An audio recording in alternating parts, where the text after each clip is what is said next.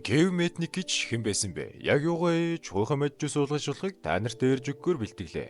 За одооноос Кевингээл дууд авч.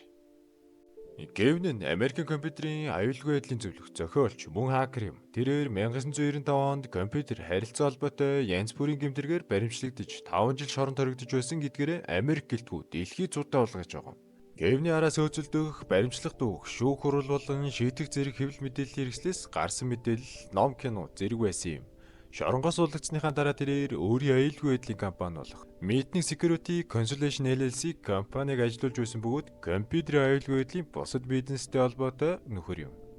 Кевин нь 1963 оны 8 дугаар сарын 6-нд Калифорни мужийн Лос Анжелес хотын Вануи хотод төрсөн нөхөр. Түүний аавыг Алан Митник, ээжийг нь Шелли Жав гэдэг. Кевин еврей байсан бөгөөд Калифорни мужийн Лос Анжелес хотод өссөн юм. 12 настай Кевин автобусны жолоочийг автобусны билетийг хаанаас судалж авдаг болохыг хэлж өгөхийг ятгаж дараа нь ашиглагдаагүй шилжүүлгийн хоцодыг ашиглан Лос Анжелесын томоохон хэсэгт ямар ч төлбөргүйгээр автобуснуудад суух боломжтой болсон юм. Ер нь л тэгээд багасаа л нэг толгойн ажилдаг юмыг юмхнаар орлолцдог бацсан байсан байгаа. Кевин Норт Хиллс дэх Джеймс Монрогийн ахлах сургууль суралцаж энэ хугацаанд тэрээр WA6 VPS дуудлагын тэмдэг бүхий тусгай зөвшөөрөлтэй сонирхогчдын радио оператор болсон юм. Дүүний тусгай зөвшөөрлийг N6 NHG дуудлагын тэмдэг бүхий шоронд хоригдсны дараа сэргээсэн юм. Тэрээр Контрын 3 өдөр гэсэн киног үзээд өөртөө Контр гэдэг очиг олгосон юм. Дараа нь Лос Анжелес Пирс коллеж болон UCC дэлсэн орсон юм.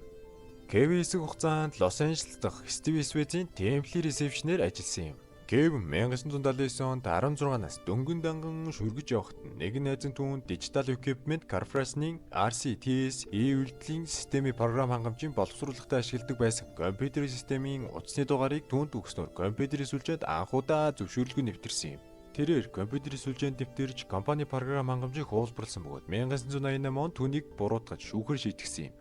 Түүнд 12 сар шоронд хоригдож улмаар 3 жилийн хяналтын дор суллагдсан байна.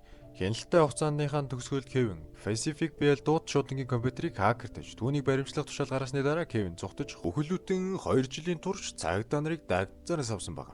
Америкийн нэгдсэн улсын хууль зүйн яамны мэдээлснээр Кевин оргон зайлж байхдаа олон 10 компьютерийн сүлжээнд зөвшөөрлгүй нэвтэрч тэрээр өөрийн байршлыг нуухын тулд хувилсан гар утас ашиглаж бусад зүйлсээс гадна тус улсын хамгийн том үүрэн телефон утас компьютерийн компани үн цэнтэй програм хангамжийг хулгайлсан байна. Кевин мөн компьютерийн нууцыг таслан зогсоож хулгайлж компьютерийн сүлжээг өөрчилж хувийн цахим шуудан руу нэвтэрч уншдаг байсан байна. Шар сонин дээр Free Kevin гэсэн харангийн sans serif дүсгээр бичигдсэн 2600 сэтгэлийн дэмжигчид үнэгүй Kevin Bumper наалтыг тараасан байна.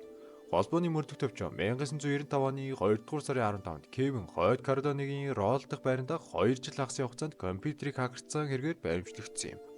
Дүүнийг баримтлахад хувилсан гар утас 100 гаруй клон гар утасны код олон тооны хурамч таних тэмдэг олдсон байна. 1997 оны 12 дугаар сард Yahoo вебсайтыг хакердаж Кевин суллахыг уриалсан мессежүүд үзүүлсэн юм. Мессежийн дагуу Yahoo-гийн сайтыг сүүлийн үед зочилсон бүх хүмүүс Кевин суллахгүй бол зул сарын баярын өдөр суурилахуйц компьютерийн вирус тархсан байсан юм.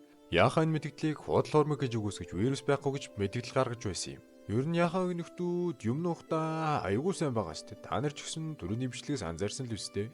1998 онд Кевинийг Америкийн нэгдсэн улсын Калифорнигийн төв дүүргийн шүүхэд 14 удаа утас зайлсан, 8 удаа зөвшөөрлгүй нэвтрэх төхөөрөмж бичимссэн, утас болон цахим харилцаа холбоог таслан зогсоож, холбооны компьютер зөвшөөрлгүй хандсан, компьютерт гэмтэл учруулах, гэмт хэрэг үйлдсэн гэх мэт үндслээр буруутгагдж байсан юм.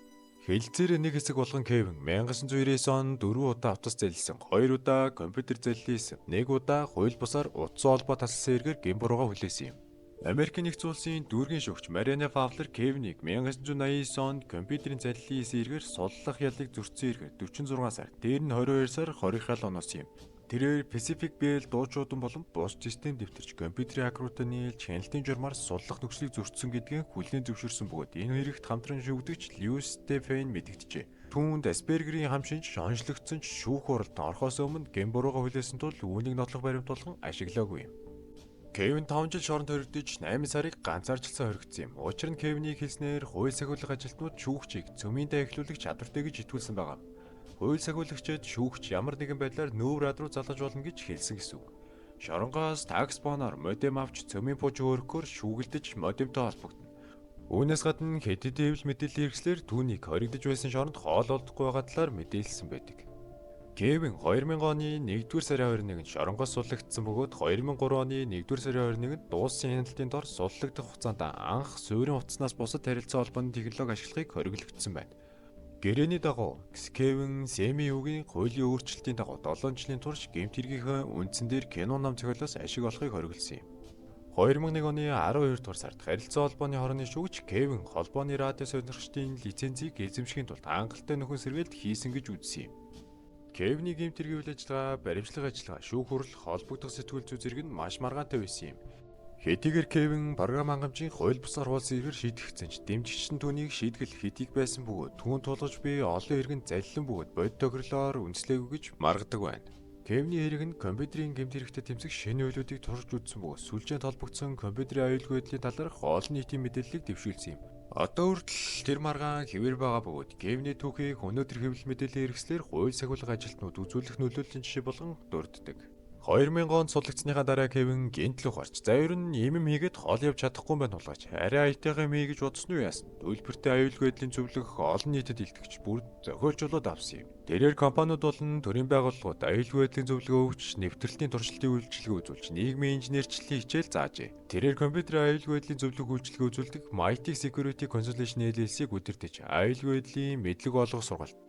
Дүүрэмэл програм шалгах нэгдсэн платформыг хангадаг KnowBe4 компани нэг хэсэг мөн Zephyrium дахь зөвлөх зөвлөлийн идэвхтэй гишүүн байсан юм. Гар утасны халдлагаас үржилэн сэргийлэх системийг хөгжүүлдэг бүс байсан юм. Тэр Невада мужийн Лас Вегас хотод амьдардаг байсан. Кевин Мэдник 2023 оны 7 дугаар сарын 26-нд 59 наснда Пенсильвани мужийн Питтсбург хотын эмнэлэгт нойр булчирхай хорт авдраас болж нас барсан юм. Түүнийг нас барах үедээ тэрээр гэрэлсэн бөгөөд түүний эхнэр 36 настай Кимберли Мэдник анхны хүүхэд болох үгээ дээж байсан юм. За, Кевигийн түүх таалагдсан бол лайк, subscribe. Дараа уулзтлаа 4 баяртай.